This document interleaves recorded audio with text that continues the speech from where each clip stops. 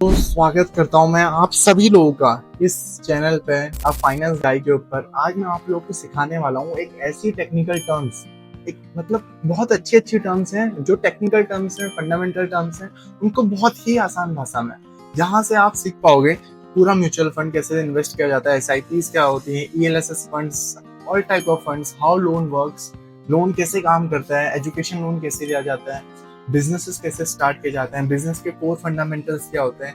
मतलब बहुत सारी चीजें आप लोगों को सिखाने के लिए जो मैंने बहुत टाइम लगा के सीखी है, बट आप लोग भी इस चैनल के माध्यम से बिल्कुल आसान भाषा में, बिल्कुल एकदम नॉर्मल लैंग्वेज में सीख पाओगे। जो लोग रिलेट कर पाएंगे वो लोग आसानी से सीख जाएंगे। अगर आप इस वीडियो में आए हो ना, बिल्कुल सही इंसान के पास आए हो। यहाँ मैं आपको A to Z from 0 to 100 बिल्कुल एक्सपर्ट और प्रो बना दूंगा इस चैनल के ऊपर। यहाँ आप सीखने वाले हो। आज का टॉपिक हमारा फाइनेंस के ऊपर है। सबसे पहला टॉपिक आज के हमारा फाइनेंस का बिल्कुल बेसिक, जो लोगों को कुछ भी नहीं आता होगा ना, जिनको A B C भी नहीं आता होगा, वो लोग इसे सीख जाएंगे कि कंपाउंडिंग का क्या खेल होता है, इंटरेस्ट रेट कैसे काम करते हैं, सिंपल इंटरेस्ट क्या होता है, कंपाउंड इंटरेस्ट क्या होता है। फ्रॉम 0 to 100 वाली चीज है ना, वो आज यहाँ सीखोगे तुम। ABC मतलब 0 to। चलो बोर्ड पे चलते हैं, तुमको बोर्ड पे सिखाता हूँ क्या होता है। जो फाइनेंस में हमारा जो टर्म होता है ना, उसमें क्या होता है, फाइनेंस में ABC जैसे हमने टर्म लिया, तो इसके ऊपर क्या है, जैसे सपोज करो आपको बोर्ड पे ले चलता हूँ। जैसे क्या होता है फाइनेंस के ऊपर आज हम सीखेंगे सिंपल इंटरेस्ट क्या होता है और कंपाउंड इंटरेस्ट क्या होता है। सिंपल इंटरेस्ट मान लिया और हमने क्या मान लिया, कंपाउंड इंटरेस्ट क्या होता है। कंपाउंड इंटरेस्ट किसे कहते हैं। सिंपल इंटरेस्ट और कंपाउंड इंटरेस्ट की ना बहुत बड़ी कहानी है। मतलब सपोज करो ये दोनों भाई एक दूसरे के अपोजिट चलते हैं, और जब लोन लेने की बारी आती है ना, जब ऐसे सपोज करो ये मैंने पोर्टली बना दी, जब लोन लेने की बारी आती है, लेने तो लोग बोलते हैं कि यार सिंपल इंटरेस्ट तो अपना भाई है। और जब लोन देने की बारी आती है, कि लोन दे रहे हैं, लोन मतलब किसी को पैसा उधार दे रहे हैं या कहीं पैसा इन्वेस्ट कर रहे हैं, जब पैसा इन्वेस्ट करना होता है या किसी को देना होता है उधारी पे, तो लोगों को क्या पसंद है, हर कंपाउंड इंटरेस्ट को उस टाइम पर भाई बना लेते हैं कि हाँ भाई कंपाउंड इंटरेस्ट जो है वो हमको ऐसे, अगर हम पैसा इन्वेस्ट करेंगे तो हमको कंपाउंडिंग के साथ मिलना चाहिए। कंपाउंडिंग मतलब कि हर साल पैसा दुगना हो रहा है। अब मैं तुमको सिंपल इंटरेस्ट और कंपाउंड इंटरेस्ट का कंपाउंडिंग की भाषा में समझाता हूँ कि कंपाउंडिंग में इसका कितना बड़ा रोल होता है।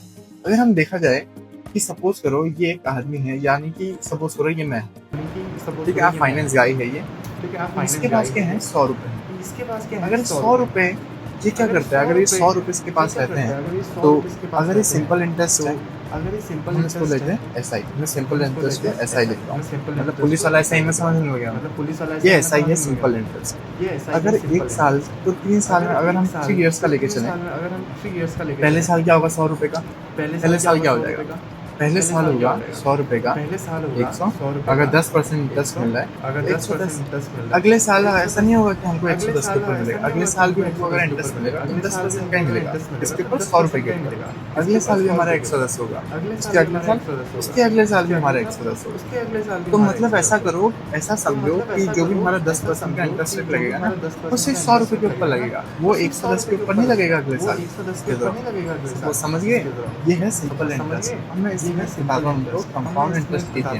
कंपाउंड इंटरेस्ट कैसे काम करता है, हाउ इंटरेस्ट वर्क्स, कंपाउंडिंग कैसे काम करती है। मतलब बेसिकली कंपाउंडिंग में क्या है, सपोज करो 3 साल के लिए हमने पैसा लगाया, यहाँ कितने रुपए हो गए हमारे पास, 330 रुपए हो गए, टोटल हमको इतना फायदा हुआ 3 साल में। इन वर्स्ट केस सिनेरियो, अगर if we are investing 100 rupees for 3 years in simple interest, मतलब एज अ सिंपल इंटरेस्ट अगर हम देखते हैं तो हमको 330 रुपए का फायदा होता है।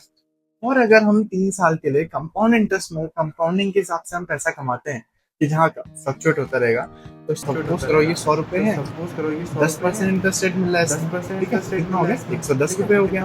अब अगले साल ये क्या होगा, 110 के ऊपर 10% लगेगा, फिर उसके अगले साल 130 के ऊपर 10% लगेगा, समझ गए। तो मतलब ऐसे बढ़ते बढ़ते बढ़ते बढ़ते हमारा पैसा 330 से ज्यादा ही होगा। ऑब्वियस सी चीज है, क्योंकि कंपाउंडिंग में ये होता है जो तुम्हारी कैपिटल बनती है 1 साल के बाद आफ्टर गेनिंग, मतलब जितना उसने पाया है, जो उसके मान लो 110 रुपए को, उस 110 रुपए के ऊपर लगेगा। सिंपल इंटरेस्ट में क्या है, वही जो पुराना 100 रुपए है उसी के ऊपर तुम्हारा वो लगेगा।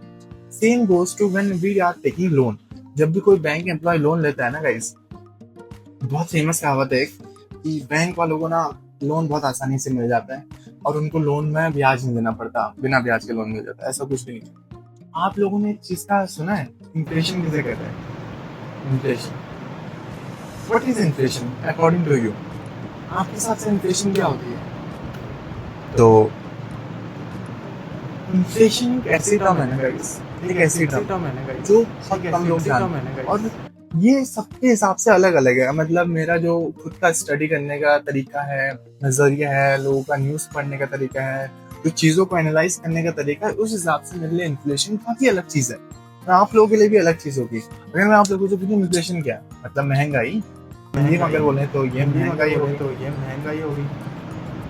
अगर इन्फ्लेशन को अगर गिना जाए, देखा जाए, कैलकुलेट किया जाए, तो उसको कैसे हम कैलकुलेट बहुत रेयरली कर सकते हैं क्योंकि इन्फ्लेशन, ये आज एक चीज आप जान के शॉक हो गए कि हर सेक्टर का इन्फ्लेशन अलग अलग है। हर सेक्टर में अलग अलग इन्फ्लेशन होता है, अलग अलग महंगाई है। जैसे हेल्थ केयर सेक्टर में 14% से 14% मतलब क्या हो गया? एग्जाम्पल देता हूँ आप लोगों को। जैसे आज कोई चीज 100 रुपए की है, कोई चीज 100 रुपए की है जैसे, तो अगले साल 114 रुपए की हो जाएगी। मतलब एक दवाई आज 100 रुपए की है तो अगले साल 114 रुपए की हो जाएगी दवाई। अच्छा, 14% से इसमें इंक्रीज है पूरा पूरा।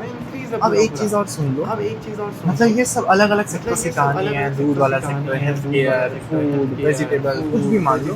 तो ओवरऑल अगर हम एवरेज लिया जाए तो वो 8 से लेकर 10% में महंगाई मानता ही हूँ, क्योंकि जो हमारा बेसिक लाइफ स्टाइल है उसमें आ जाता है, हमारा हेल्थ केयर उसमें आ जाता है, हमारी एजुकेशन उसमें आ जाती है, हमारा ट्रांसपोर्टेशन का कॉस्ट उसमें आ जाता है, पेट्रोल इतना महंगा हो गया, तो everything if you are including ना, तो इन्फ्लेशन 8 से 10% है। और बैंक वालों को जो सिंपल इंटरेस्ट पर लोन मिलता है ना, वो कितना है? सिंपल इंटरेस्ट पर मान लो उनको लोन मिला, जो सिंपल इंटरेस्ट चल रहा है 6 से 7% उनको लोन मिल जाता है।